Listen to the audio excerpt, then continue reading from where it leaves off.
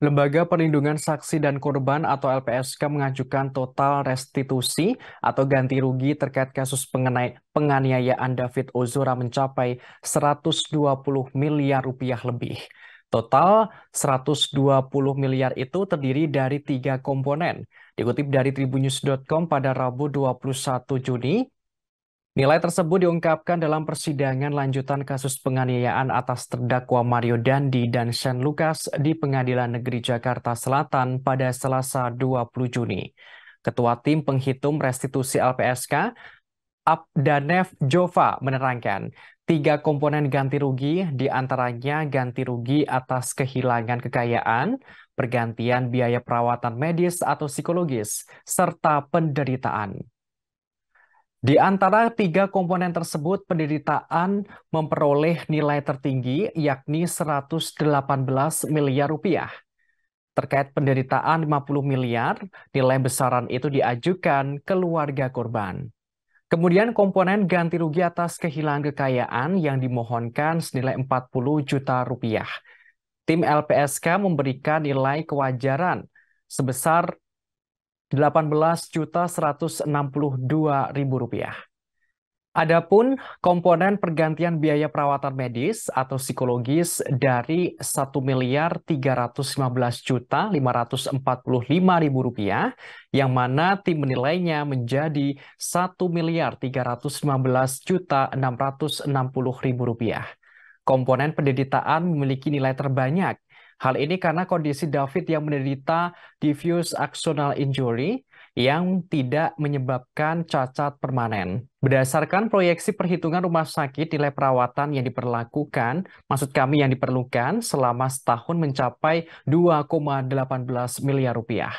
Kemudian mengingat hanya 10% yang sembuh, tim kemudian menghitung perkiraan jangka waktu. Ketua Tim Penghitung Restitusi LPSK menjelaskan merujuk dari umur, data BPS Provinsi DKI Jakarta menunjukkan rata-rata hidup selama 71 tahun. Lantas 71 tahun ini dikurangi dengan umur korban yang usianya 17 tahun. Dengan demikian ada proyeksi selama 54 tahun korban menderita. Dari 54 tahun itu, kemudian tim LPSK mengalihkan dengan 2,18 miliar rupiah yang diperoleh dari Rumah Sakit Mayapada tempat David dirawat. Meski begitu, kuasa hukum Shane Lucas mempertanyakan perhitungan yang dilakukan LPSK. Hal ini mereka gali karena khawatir hitung-hitungan tersebut asal-asalan dan hanya didasarkan pada dendam.